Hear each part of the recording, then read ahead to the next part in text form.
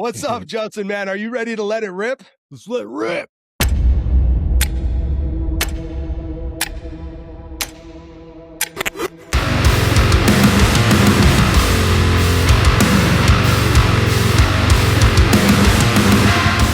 That was the most energetic one so far. Hell yeah. Dude, that was better Let's get it. that was better than Brandon Shapetti, dude. I'm gonna have to hit him up. Be like, you just got out mic'd by fucking Justin Andrews, buddy. Don't even, dude. No, that guy. Well, dude, that guy lets it out. Yeah, dude, this is super surreal, dude. One, for many reasons, is because I've been a follower of Mind Pump Media for, I couldn't even give you the year, but it's been many years watching that podcast before I even knew what a podcast was. I think before the internet even typically knew what a podcast was at that time. The three of you guys have been doing this so long. And for somebody like myself, who's also gotten you on a podcast that I wasn't part of, now being on my actual podcast, it's come full circle. So it's kind of a really cool moment for me, now being kind of in the new game of the podcast and having an OG I've looked up to in this space for so long. So awesome. First and foremost, man, thank you so much, dude. Oh, thank you for that. That's a big compliment, man. I appreciate that. Yeah, we've been around, but Joe Rogan definitely was like sort of somebody we looked up to and realized that, hey, we can like have conversations that are real and we don't have to, be super formulaic about this or be like way too scientific about this. And it was cool because it was a good fit for us because we're all trainers and that's our background and that's how we talk to clients. So casting was like, the worst part about it was telling people that we do a podcast and like nobody knew what the hell I was talking about for quite a long time. That's kind of where I'm at right now. So they're like, what are you doing? And instead of being like, I do all this, I'm like, I do podcasts. And they kind of like look at me different. Like, you're a podcaster. I'm like, well, I'm not a podcaster. But then I'm like, well, I guess I kind of am. And I'm kind of taking it more serious. Yeah, you gotta lean into it now. Yeah, we're no longer the P-listers, we're moving up. Yeah, I love that. Curiosity with all of that, like when you first started your podcast, did you really have a plan of attack? Did you kind of emulate something you had seen someone else do? Or did you come into it just being curious or wanting to like be an educator or someone who's more entertaining and just rip with your buddies? Like, what was the plan? Yeah, that's funny because I don't think we had a really clear plan.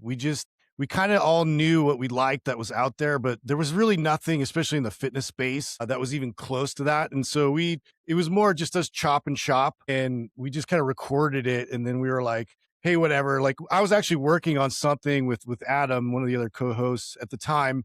And Sal, his client, Doug, we were all kind of met up together and that was the first time we even met. Was like, we had like exchanged information back and forth. We had similar background. Al actually worked at 24 Hour Fitness and we all worked at 24 Hour Fitness and kind of did, a lot of, we broke a lot of records there and, had a good kind of career through 24 Hour Fitness and then kind of moved on. And I did my own thing. Adam did his own thing. He got into medical marijuana and all that stuff. And I was like, bro, I got to get you back in the fitness space. We need to do something. And then we were working on an app and then we're like, how do we promote this? And, at the time we were trying to think of all these different ideas of like, I actually, I like to say I hoarded out Adam initially because, he was like the face for a lot of videos and stuff for this app we were building, developing. And he actually decided to go through and become a physique pro. And so he did that mainly for attention. And what I loved about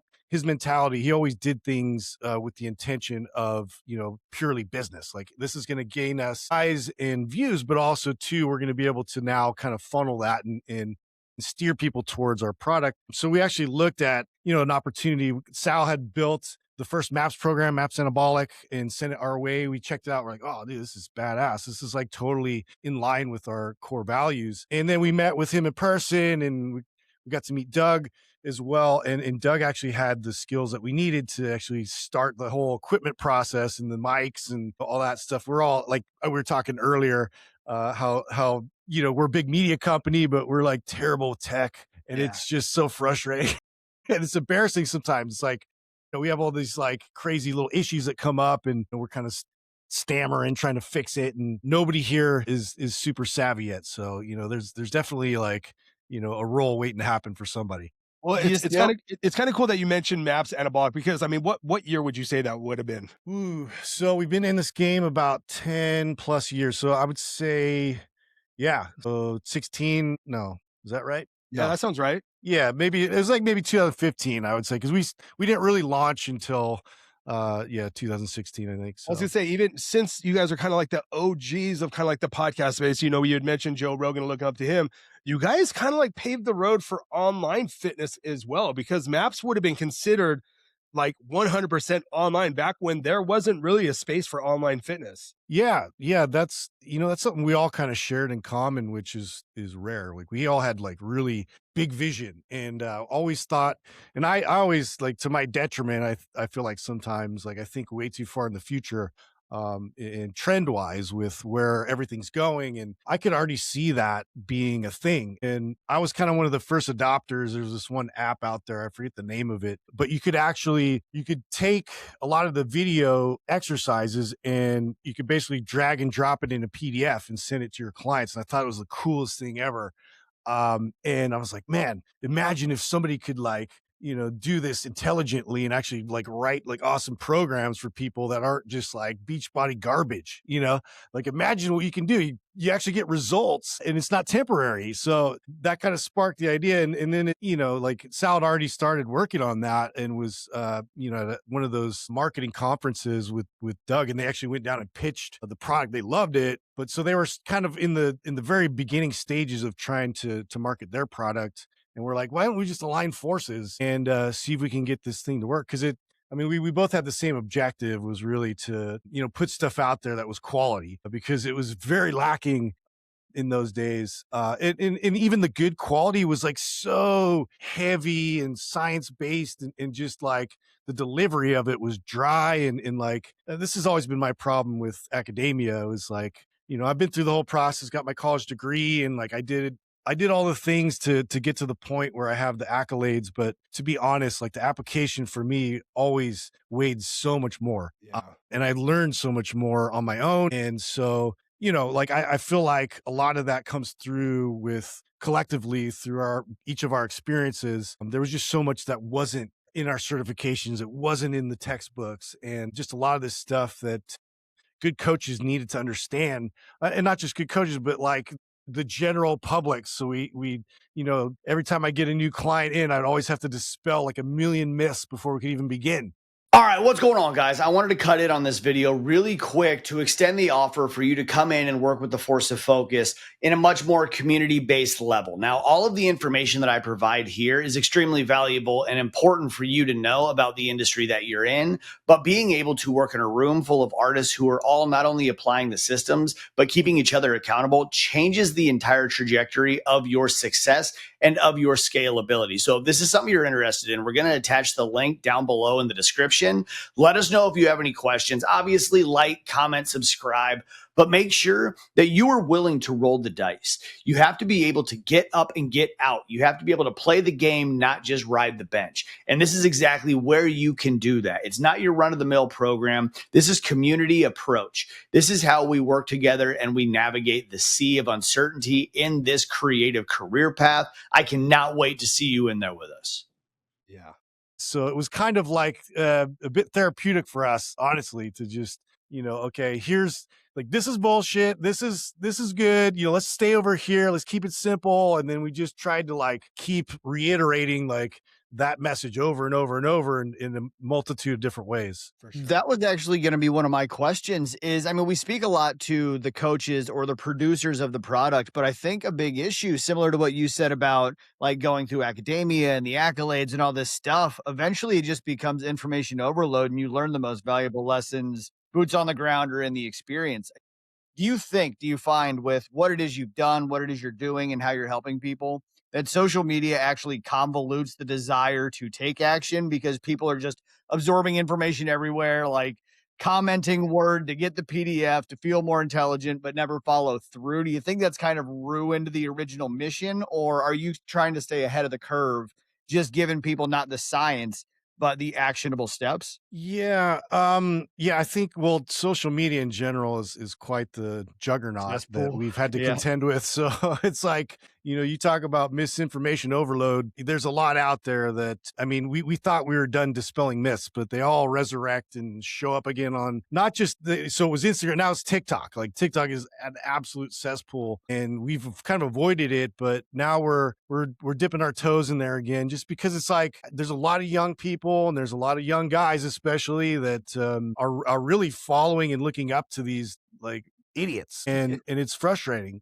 And you know, and my kids are getting older now too, so like at this point, like I would like for them and their friends to have access to better information, and so we're conscious of that, and we try our best to kind of you know, penetrate certain markets that we feel are underserved, and so I do think that that's, you know, an opportunity we're exploring. Yeah, I mean, I guess in your original question, from what we created, has it convoluted it somehow?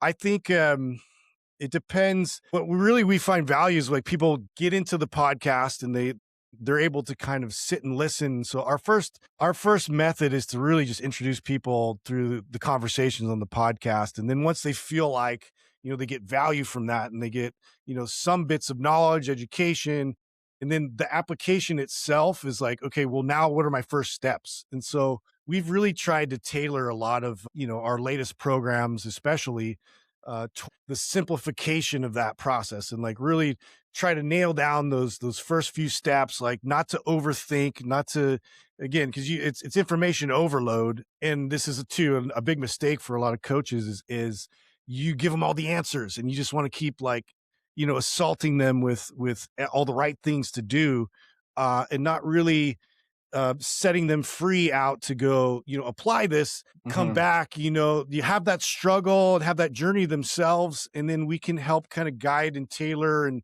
tweak. And because, dude, there's so many nuances, and it's like everybody's experience is different. And so, yes, there's like, you know, there's standards, there's like, you know, facts, and there's a science to training your body, and we try our best to educate that through the podcast. But our actual programs themselves, we've learned that we actually gave them too much in the beginning. So that was I honestly think that even our terminology was a little too much. Like it was too.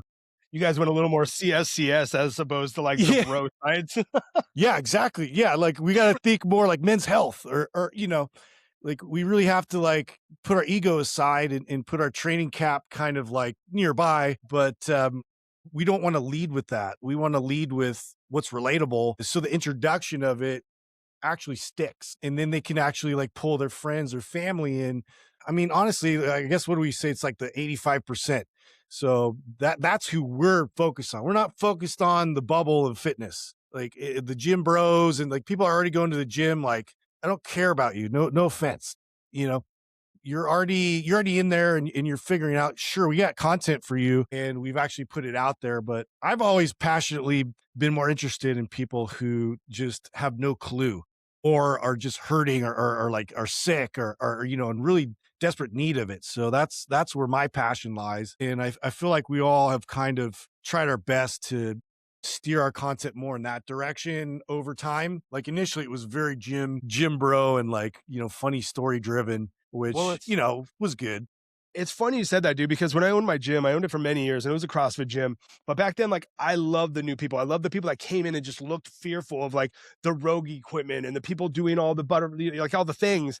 And when people in my gym got to a certain point and they were well advanced, they'd be like, hey, we need to do this, a more competitive class. I'm like, no, you guys should probably go to a different gym, because your type of athleticism isn't going to attract Debbie and Joe, who have never done this before. And I'd rather bring the newer people in. So I think when you guys made that shift, man, that's what noticed to me. I think I got a couple of the maps from you guys, but it's true, dude. I had a coach and he was, you know, strength and conditioning. He got into school, he knew all the words, and he's sitting there trying to teach a class, and everyone's just like, what he means is, dude, you want to do a couple push-ups and then hit this wad at this, and it was like, oh, and I had to tell the coach, I'd be like, you got to speak dummy down to them. Yeah, you like, know you're smart. Yeah, they don't get it, bro. So that's cool, dude. Now, something I want to kind of throw off track here is, speaking of the Mind Pump studio, man, I was fortunate enough to get up there some time ago. You invited me up there to actually record one of the mouse videos, and the inside, the place, it doesn't look like much from the outside. But when I walked in, I had an idea because I've seen the show of what it looked like. I've seen the gym.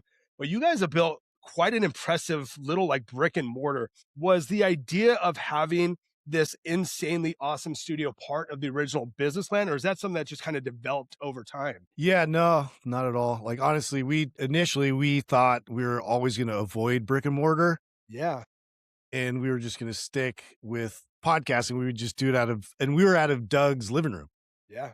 So initially we were just had this table and he put like these moving blankets over the windows and just to get us a little bit better sound. And yeah, it just was kind of one place to the next. We went to another studio. Well, it was actually we kind of rented out a place that was right next to like a weed dispensary. And it was kind of funny because, every time we'd kind of walk into the studio, it was just like this billowing smoke, following us in there. And You guys just got hungry every hour.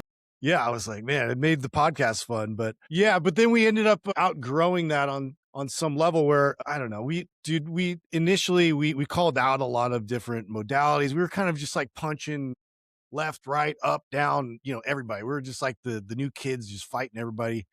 And we've had some enemy. I don't even know if they're really enemies other than just like opposing forces in the industry that we're kind of pushing back. And it's funny because like I have so many friends with CrossFit gyms as well too, and we kind of got in a bit of a rift with them.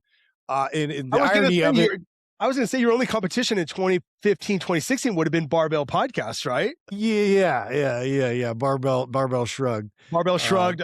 Sorry. Barbell Shrugged. That was Barbell the other one. Yeah. We had our little tiff with them for sure, which is funny. Have we talked about? We've alluded to it quite a bit, but it wasn't much of a competition. It wasn't much competition. Dive in. They're not even. They're not even relevant anymore. Rest in peace to the they gentleman. Imploded. Yeah, dude. Yeah. So, I knew much about them because being in the CrossFit game, we actually had Marcus and Mike come down to my gym. We were featured on their podcast, which was another like surreal moment. That's how fast the gym grew. And me and Marcus stayed pretty close for a while. Mike, I know, was a little out there and did a bunch of different adventures. So I could see him being more or less one of the guys that you guys were kind of. Yeah, it was funny, dude. It was very much, we just smelled insecurity. It was just like, it just reeked. And mainly because like we were in Austin and we were kind of doing, in our early days, we did a lot of these like podcast runs where we'd actually rent out an Airbnb and we'd go to different locations where we could, align with like local podcasts in the area. And so we did a lot of podcast events and stuff where we go down to LA, we go to Austin. And so it was like Paleo Effects was like was going on when we went out there, and we connected with Barbell Shrugged, and they brought like this whole entourage of dudes. It was like 10 guys and they were all like mean mugging us, and we brought them back to our place to like podcast, and we're just like being cool and cordial. And like I don't know, I think that people on the outside, there's been a couple times this has happened where like people thought there was like going to be a lot of tension and like we were going to get into it, and we have a lot in common, but at the same time it's like there's some things we probably disagree on, especially with the programming side of things, but really we didn't have like any beef. But if you want to create beef, then all right, we'll bury you. So sum it up, that's kind of what happened. But they like lost our recording, and we posted theirs with us, and so we're supposed to share and like do a podcast swap, and they never shared ours, and we were just like, so that just rubbed us the wrong way initially, and so we just kind of kept like subtly bringing them up, and then our numbers just started to surpass theirs, and we'd send them little screenshots and that whole thing. And it just, we're very competitive guys. Like I don't know if if you picked that up from the show, but need to be. We actually like having an opposing force and the enemy out there. For a while there, we were trying to target like Beachbody, and it just was like, it's just sad because they pretty much just sunk themselves. And you find out that they made all their money off of like the Shakeology. As the outside looking in, I mean, a lot of those dudes were very one-minded, very narrow thinking, where you got all three of you guys. Adam trained physique and, that style of aesthetics. Sal just had the science of it. You were more of that powerlifting, strength and conditioning kind of side of things. So when you have that kind of education around a specific methodology of training, the whole CrossFit only way is the only way. Psychology's out the fucking window, dude. Yeah. You know what I mean? Well, that's really that's really why we didn't mesh well with some people. It really wasn't anything other than their dogmatism. They weren't willing to kind of, accept other methodologies out there that were like, very helpful. And so, yeah, we've always been a blend of a lot of different techniques. And Yeah. You see that in our list of programs that we offer too, is like we'll take from the titans out there, West Side Barbell, we'll take Yeah. even GVT concepts. Like we'll take a lot of different like proven concepts, and then we'll try to blend it in there in a seamless way where it's like it actually works so your average person can run it. Also too, like we want to introduce people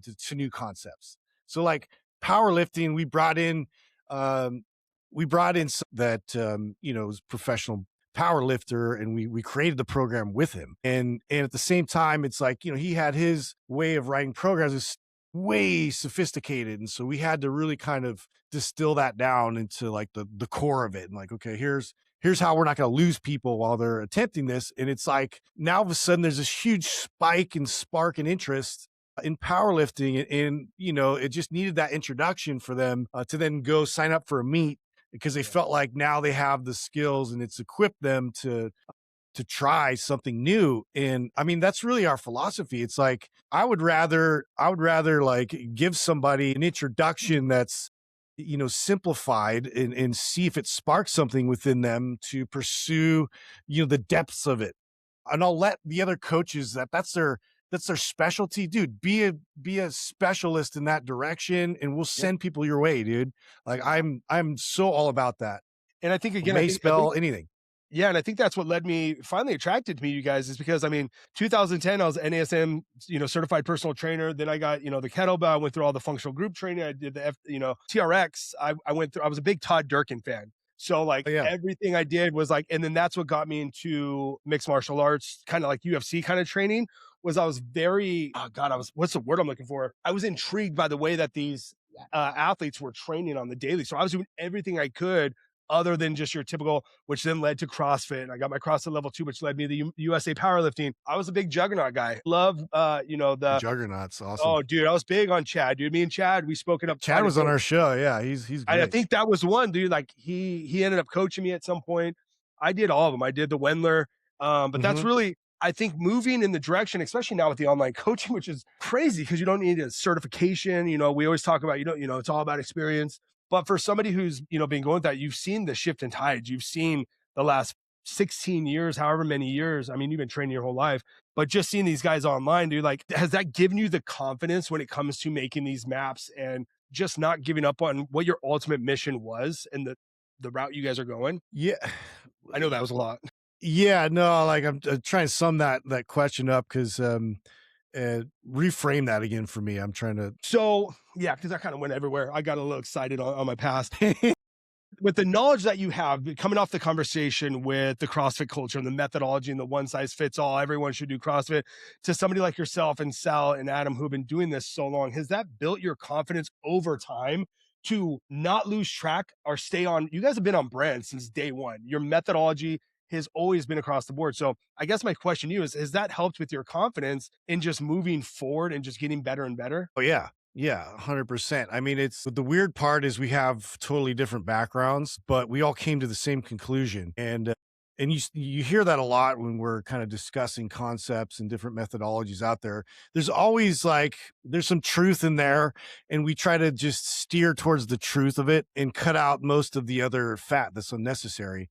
And that's kind of how I looked at training clients in general, was like, I would go to a lot of these, let's say it's FRC or any of these other like concepts out there that somebody, or like Landmine University. Like I love their stuff. Like how do I incorporate this somehow to introduce it in a way that's digestible for your average person? Because it's so valuable, but it's not something that's like, well known. And so like, navigating through that, I think because we all are very growth minded.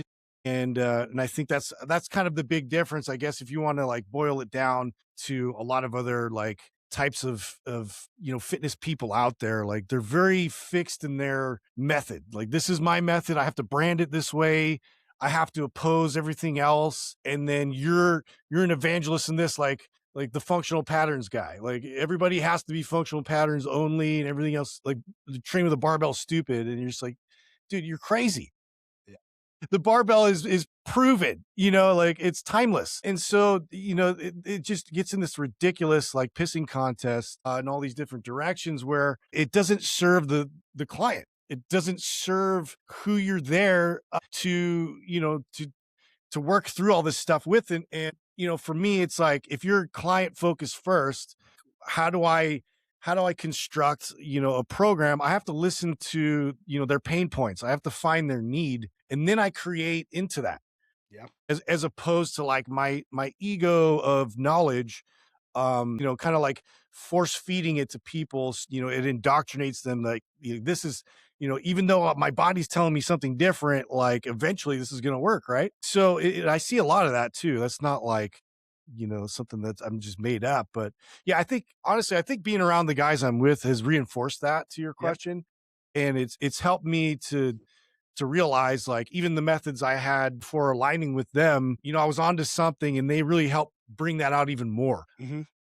And you'll see that a lot with, how we end up really devising a lot of these programs for people. I think the really impressive thing that you said there was you still take an active approach to individualize it by understanding a person's pain points. So frequently, especially with social media, like I've been a person who's always gotten to a place where I got information overload. I would invest in so many different things. I'd work with so many different people in hopes the one person would understand me enough to know what would speak directly to me to guide me in the direction. I'm also a creative, so I have 1,000 half-built bridges. It's really hard to align everything to get me on one track to get it done. But it's cool with like how long you've been doing this, like everything you've been able to accomplish and still taking the active approach to that individual, like the individuality of it without just having like, well, here's my cookie cutter, whatever. Because most people build the cookie cutter and then try to sell to the masses instead of going in the client first approach where everybody gets that little part of you applied to that knowledge that you already have. But that leads me to you. Like you had just said, you can relate to that so much. How do you organize being able to do it all and still live and still continuously scale as the individual who is kind of at the helm of all of this? Yeah. I think, well, initially, I think feedback was really important, especially with starting the podcast. We really leaned a lot on, we had a Facebook forum, and this is kind of where we were able to kind of start building our community. And each one of us would go on there each day and kind of try to answer as many questions as possible. And it just gave us a good pulse. And we started to understand, general public, like, are they still thinking, like, what does that look like for us? Like, what kind of topics are we going to bring in, based upon, people's understanding of their fitness journey. And I think it was really important that we did that because, and we've tried really hard not to stray away from that, even though we've got to the size we are now. I think it's been a process of building something to solve a certain problem or a certain pain point. And so, our programs is one example of that.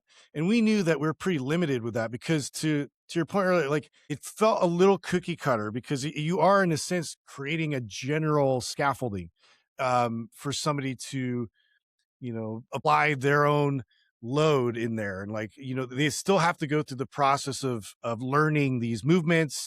Obviously we provide the videos and the cues and all this kind of stuff, but like that personal individual element was still a bit lacking. And that was always something that we on the top of our head, like, how are we going to solve that problem? I mean, it's great that we have like an option for people to at least be introduced, but now how do we really serve people like to that degree? And so now I'm stoked because, a little before this year, we started really putting our emphasis on coaches and building and developing our own coaches.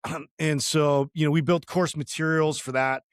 And kind of everything, like I said earlier in this podcast about what we didn't learn from our certifications and, really heavy on the application emphasis. And so we did hundreds of videos within that.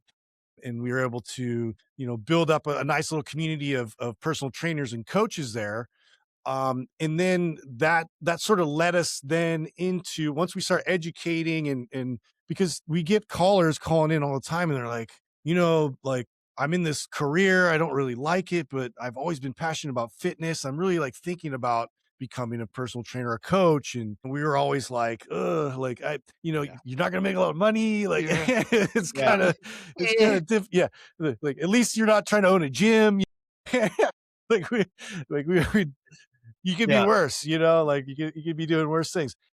Um, yeah, I always felt bad. I was like, oh, but I don't want to I don't want to squash their Yeah. passion and their fire for this. And so we just started to try to create materials for people to at least learn like how to successfully manage, a business within this passion of theirs, and like how to turn that into something you could actually monetize. And so, that was like our first step, and it, did pretty well. But then where we're at now is we started to then actually hire people one by one, and we've kept it very, very small because we want, serious quality control of this, because it's a reflection of us. And I mean, at this point we've built a reputation, and so we're really conscious of that. And so like we've been able to, we're up to 22 trainers now, and about 8 or 9 or so, I think, in-house in this This is facility. for in-house, right? Did you guys start working on that new gym, right? Yeah, so the gym part, like, yeah, it came way later, like, and I never even closed that loop, but like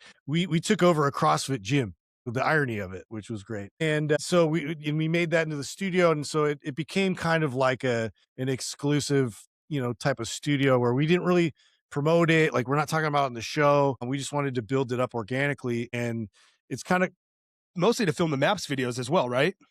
yeah, that was a Okay. big part of it, because I was tired. I was responsible for a lot of that, and so I had to work out a lot of deals with gyms, and get time allocated for that. And it was always like, you get the public coming in and frustrated with me because I'm still in there filming, and Then you it's got a to be on a total. Joey Soul video, and it turns into. Dude, I had to do one at Zoo Culture. Oh, it was awful.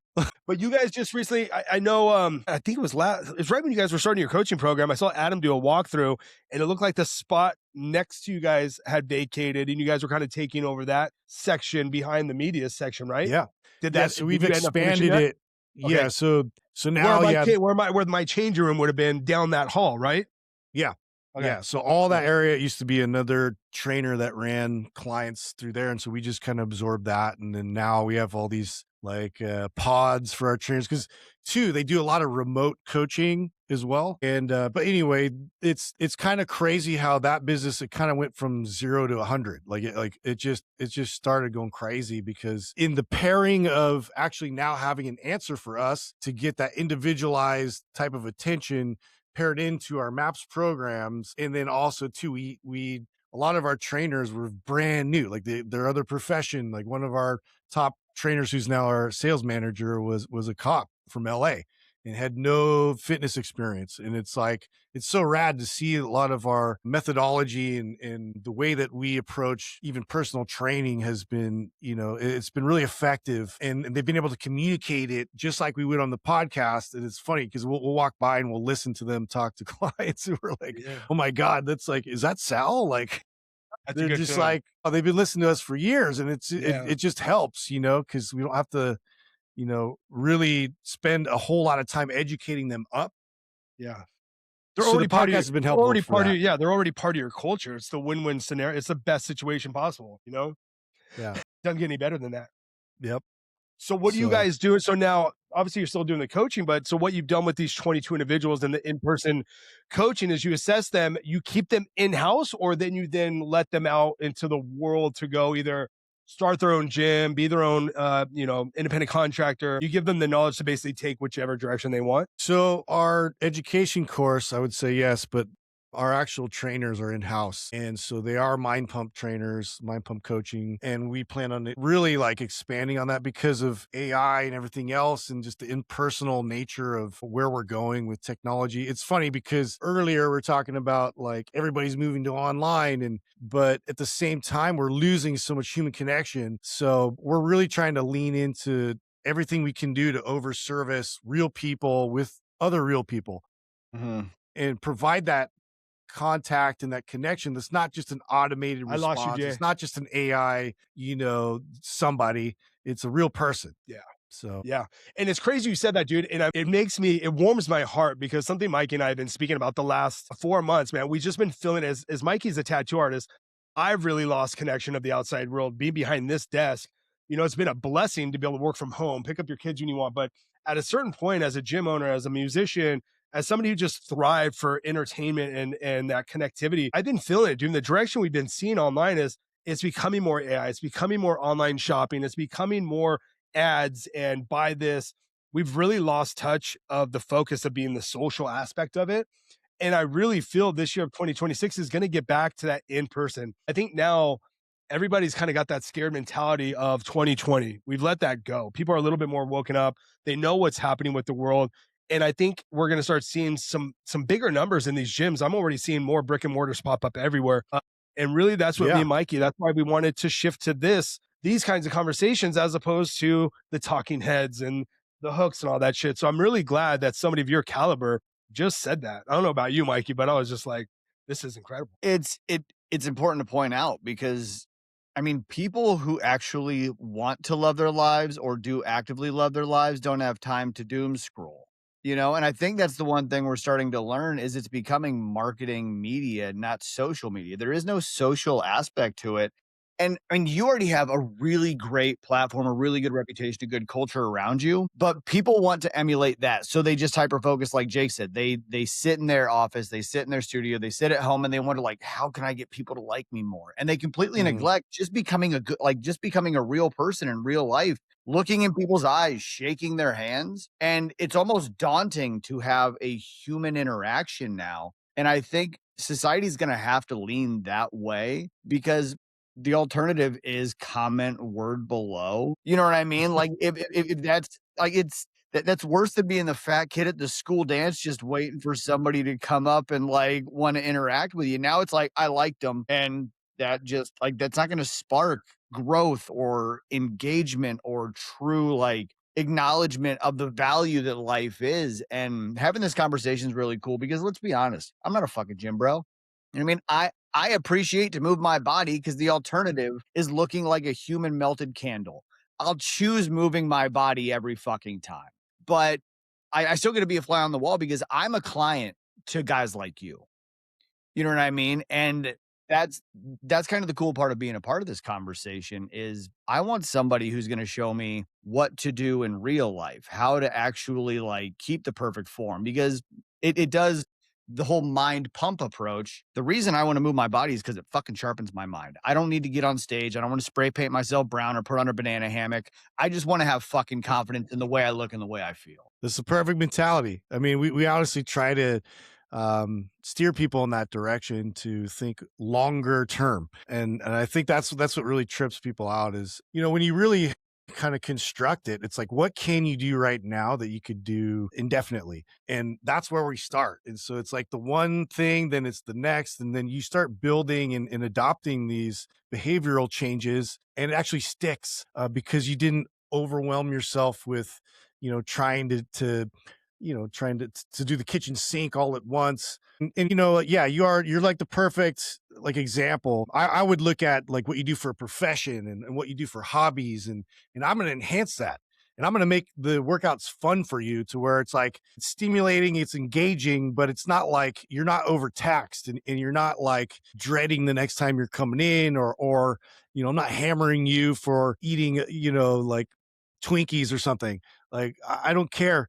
Like everything is something that I'm going to stack up as a small win. And so, and we just build upon that progress and that momentum. And it's funny because we like earlier, I was kind of saying how we're really trying to simplify a lot of things. And that's what led us to creating this whole different concept of just doing 15-minute workouts. And then we did those so it's like 2 lifts a day.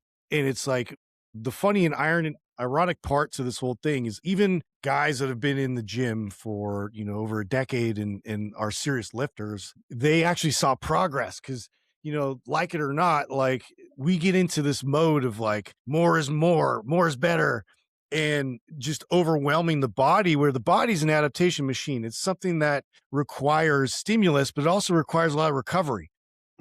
And people overlook that aspect so much. You never hear about that on all these hype videos for marketing. You don't hear any of this on Instagram. Like back in the day, it was like, again, it's the P90X kind of thing where it's just everything's about beating the shit out of yourself. But at the same time, if you look at it differently, like okay, so what can I do to literally build up my strength and then I could fully recover so I have energy when I walk out of the gym, and now tomorrow I actually want to work out again.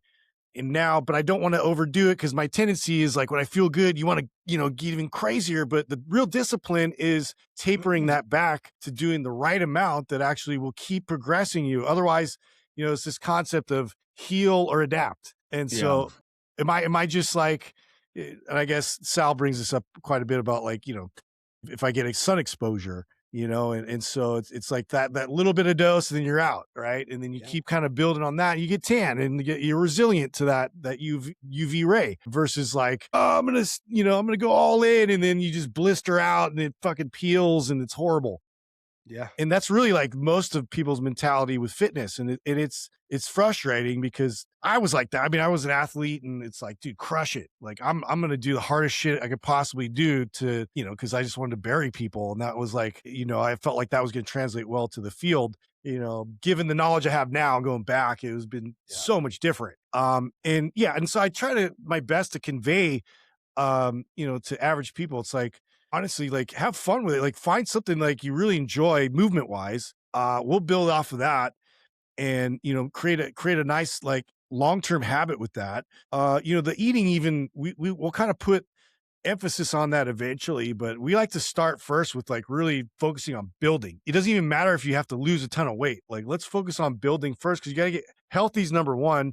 Because if you're not healthy, you're not going to build muscle. You're not going to move the needle. Like nothing's going to work. You're just going to be spinning your tires in the mud. So, whatever you can do to get healthy first, then let's like get our movement patterns better. Now let's build strength around that. And then, the eating itself, we'll start like adjusting it. So you just get rid of the processed food. Boom. That's one thing. Now let's just focus on, getting enough protein. And then, sooner or later, like things just naturally filter themselves out bad habit wise. And we don't have to use, we don't have to intervene with like GLP-1s and all these other things out there that, people are trying to like always find the cheat code, to rapidly progress their way, to get to some desired outcome, which is like most of the time people get there begrudgingly, and then they got nowhere to go, and they're in a bad place because they eat a little bit more, and, now they're just more susceptible to building fat. Because they're under muscled. The issue with cheat codes and urgency, and this is something that I struggled with, was I'm of that character type where when I have an idea in my head, I'm going to go hard as fuck on it. 75 hard. And you're not alone, dude. I've done 75 hard every fucking year, except, well, now I'm starting it, but that's beside the point. I like things that have timelines and deadlines on them, like 75 hard, because I know I have to like make sure I do it. I have to pace myself, and I know there's a destination. Problem is, day 76, I'm partying with fucking ice cream and pizza. And that's my negative character trait, because I don't know what's next. I don't have the next thing I want to move into. The point I was going to make before I was rudely interrupted was a big problem I used to have, because I was pushing like 295, almost 300 pounds a few years back. And that was the reason I got into doing things that were a little bit more designed for me. But I would get super excited. I would go as hard as fuck. I would listen to a lot of really angry people tell me that I'm a fat piece of shit. And then like I'd get a week in, I'd hit a brick wall, and then I would lean into every cheat code I could. Like I would start to look for the things, whether that was, it would start with, all right, well, now I'm going to do carnivore. Okay, well, now I'm only going to eat eggs. Well, all right, now I'm going to run Winnie. Okay, now I'm going to do, you know what I mean? Like I was always trying to add these things to make my life easier, which would only make me minimize the amount of actual work I was willing to do. So it was this negative transition from the belief I had where I needed to work harder to going back to the fat mindset of let's just try to find the easiest path possible to pretend I've reached a destination until my mind and my body collapse in on itself and I completely implode. And I think a lot of people do that, especially with social media now, because everybody has a new trick, a new hack. There's a new peptide. There's Ozempic. There's all this bullshit. And everybody's always looking for that golden ticket to not have to do as much as they need to. Yeah. Yeah. And it's human nature. So again, like training, I think it really challenges you to really assess a lot of these like traits that you have and like tendencies that you have. And, it's a lot like facing junk food or like, if you have a tendency towards cravings and the cravings start talking to you and it's like, I'm compelled to do this.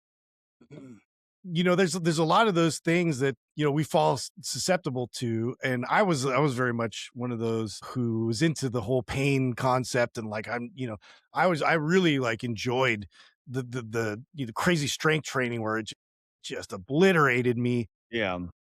But I honestly, my progress was very limited. And then I get to a point where I get injured. And so, my shoulder was injured and then I have to go through the rehab of it. And it's a setback. And each time you're going through a lot of these, like, man, what you're feeding right now is your motivated brain.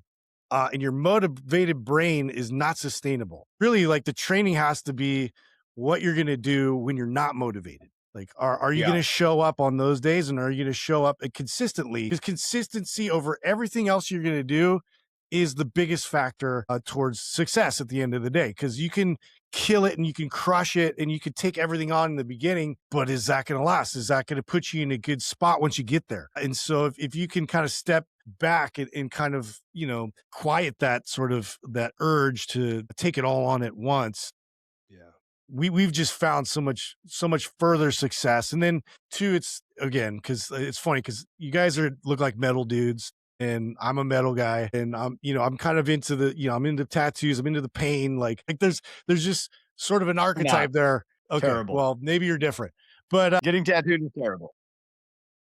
But yeah, so it's just one of those. It's one of those things that, like, I liked it and I felt like that was my fuel.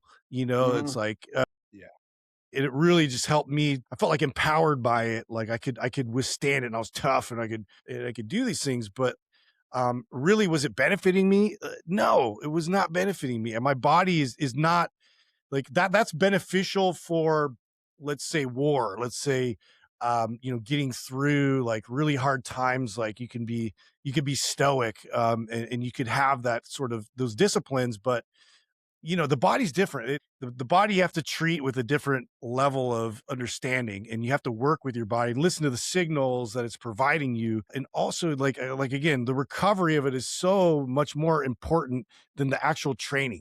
And if you honestly like reverse it, just like the food pyramid that we just flipped upside down, it's the same damn thing. Like we had it all wrong. Like it's upside down. Like, so that honestly, it's like the intensity, we'll get there intermittently, and it's fun to express. But even then, look at it like I'm leading up to an event. I'm leading up to a game. Like I will express my full intensity in that game, but the training, we remain pure. The training is more medicine. Okay. This is like my body needs that. To build and to be resilient and to have that strength and ability, but expressing it has to be, more infrequent.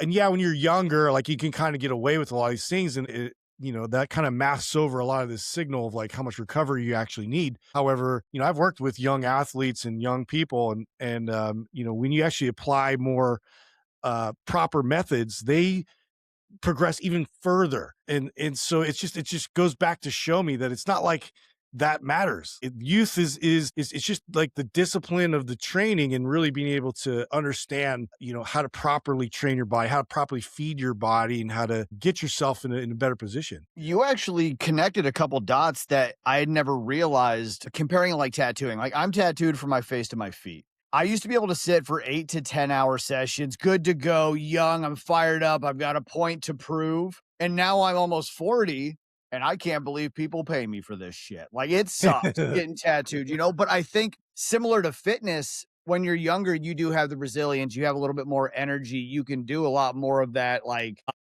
ground and pound approach to things. But the older you get, you need to have that maintenance possible. You can't just go in guns blazing at all times, producing the same result, getting the same feeling, and expecting to be able to recover as quickly, like with tattooing. I feel like I'm hungover. Like this is going to be a 72-hour, you'll never hear from me approach when I get done getting tattooed. No different than if I go as hard as I used to, my body's done. I've got creaky knees, a pinch sciatic, and a fucking shoulder issue. Chances are I'm going to learn to hate it, and I'm just not going to want to do it.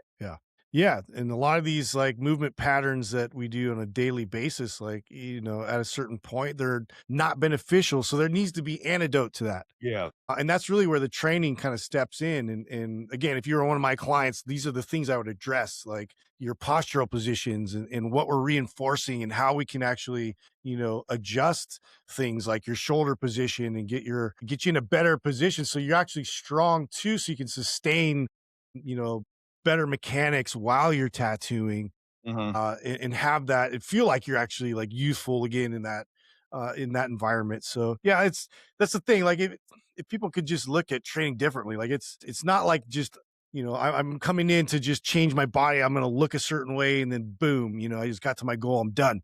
You think it's This is like it's, predominantly aesthetics? yeah. I mean, most people come in, it's really aesthetic driven. That's what gets them there, and I know that. And I personally wasn't like that. I was very much more into the performance side of things. I wanted to be stronger, than my peers. And that's something I leaned into even with, playing on the football team. It was like, what can I do to lift more than everybody else? And so I was trying to figure that out and got to the point where I was lifting more than some of the linemen. But, the aesthetic part of it was just an afterthought. And, it really wasn't until like some girl probably pointed that out. And I was like, cool. Yeah, I guess I do have abs or whatever. I don't give a shit, really, I wasn't interested. I'm not displaying, any of that stuff. It's just not like who I am. I'm not like that kind of dude. But at the same time, like, yeah, I like doing things and having the action speak for itself. So it was a weird fit because, I don't struggle with like what Adam and Sal struggles with, and they talk to that quite a bit about maintaining a certain look and a certain physique, and altering it and doing all these things nutritionally to enhance their look. I wasn't like prone to taking steroids, like none of that stuff interests me. It is a different perspective I'm kind of bringing on the show, which I hope it actually has been great because even a lot of bodybuilders have appreciated kind of hearing a different perspective. And also I've I like to kind of hope that I've influenced a bit that community with learning how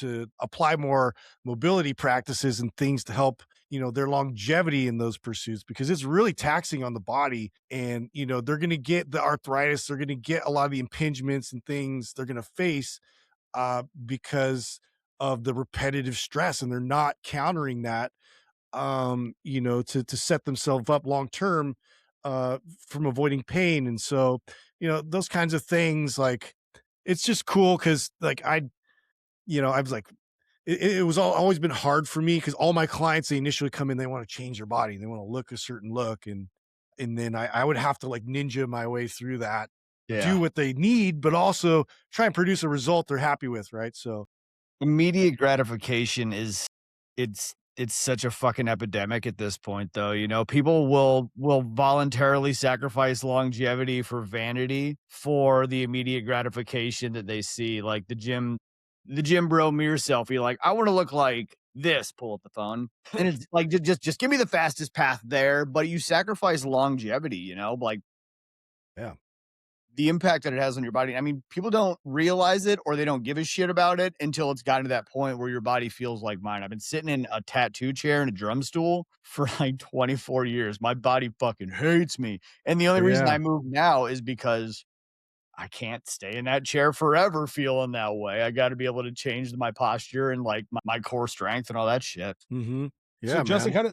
kind of the direction I want to go with you, dude, is I know you've developed quite the platform with Mind Pump Media. And the question I have for you is, what has that been able to do for you, your personal brand, Justin Andrews as an individual? You feel with the platform that you've built with these guys has given you many more options now to do what it is you love doing? Yeah, yes, it has. I mean, it's a little limited only because like when you're in a partnership, you kind of have to work as a team, and there's things I've had to compromise. And yeah, we just talked about this a bit on another podcast recently where, it's like what were some of the challenges that we faced, working with each other. And really it's like some of the ideas you wanted to push through and you got excited about and passionate about, like there would be contention there, and so, and really at the end of the day too, it's like, what's gonna get us a win, either financially or, move the progress of the business. And so,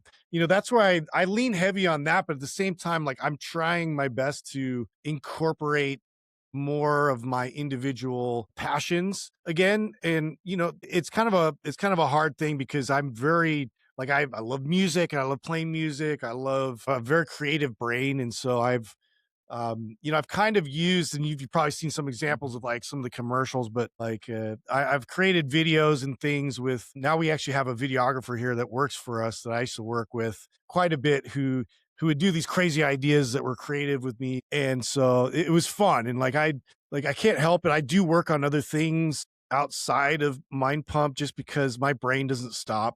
Sure. And it's just a constant. And like, there's other things that I think the guys aren't really as motivated to get into because they know that, like, oh my God, this is going to take a lot of effort. It's going to take a lot of public awareness and education, even to get it to the point where we can make a product in that direction, So I'm like kind of speaking more to like the kids area. Like, I'm a very passionate about, like kids training, especially like youth sports. And, my kids are like in that age range right now. And I'm actually like investing my time to the school that they're at, and have been working with the athletic director, and he's all excited because he's like, oh, I didn't know, but he's like a fan of the show. I'm like, oh, sick.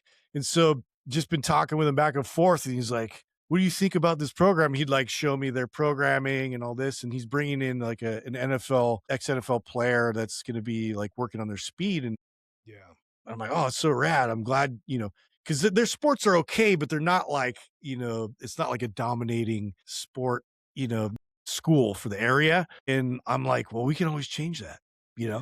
and then it starts now. And like my kids, my youngest is in their junior high. And so I'm like, well, I can see what I can do programming wise to kind of help. And so he's like all about it. And so I've been writing programs, and so we're trying to like, we're trying to create workouts so the coaches have something that's like there. If they want it there and they can run their athletes through it, they have like a whole protocol for that. And who knows, I may turn that into another Maps product down the road or not. The guys might not want me to, whatever. I'm just doing it for free because, Sure.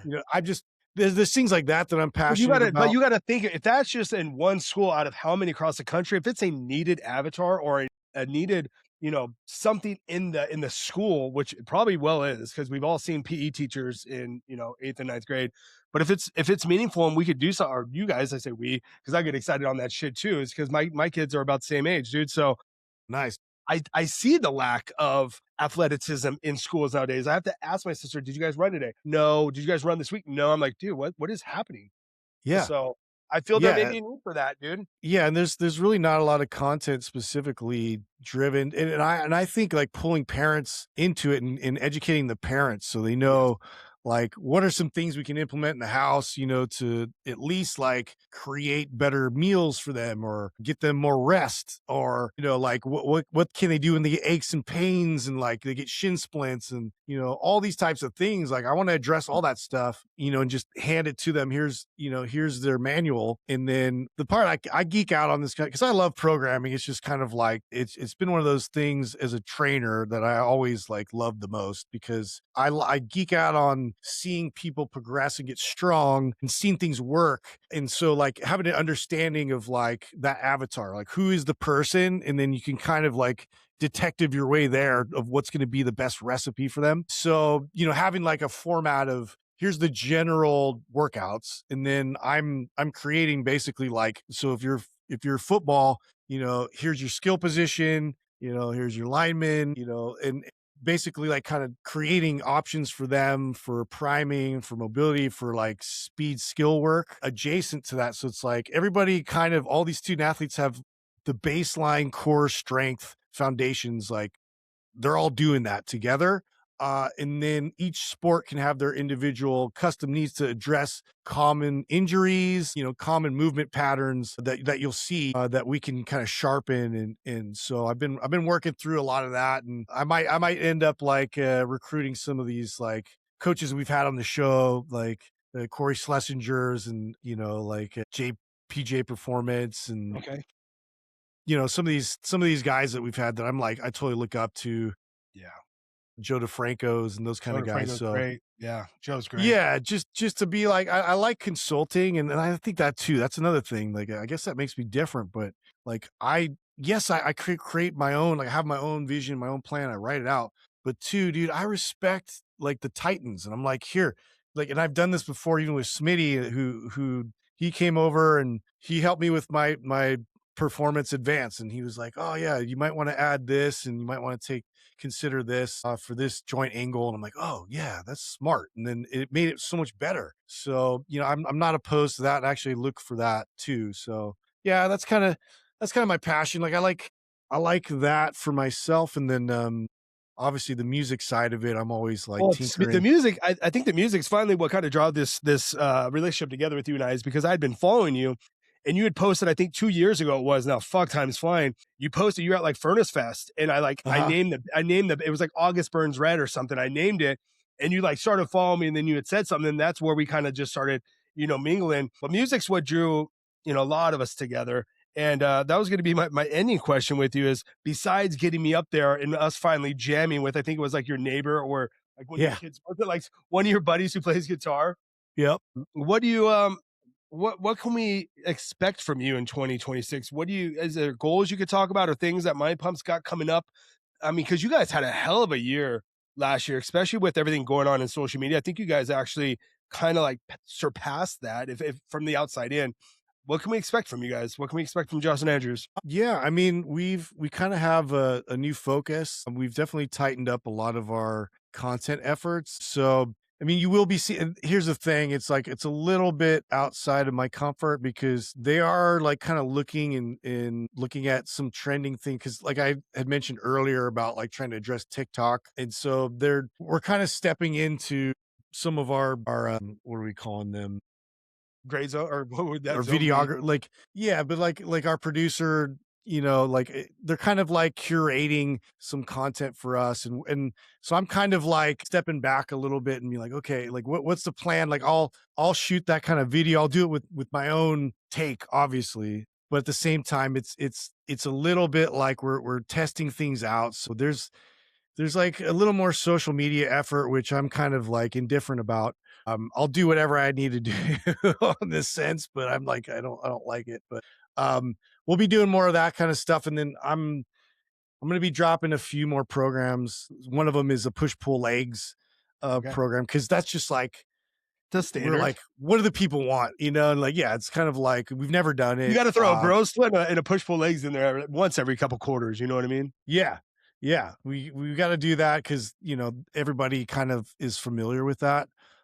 And for me personally, like I was really trying to get out this program I've been working on, even with my brother, and it's like very, very much driven towards kids. And it's basically like an interactive comic, and it introduces kids to sound fitness practices, and it kind of like gamifies it, so they have to kind of do certain things, they get points, and it's totally this whole like sci-fi Mikey's storyline. working on a kid's book right now as well. Yep. Really Yep. sick. Yeah.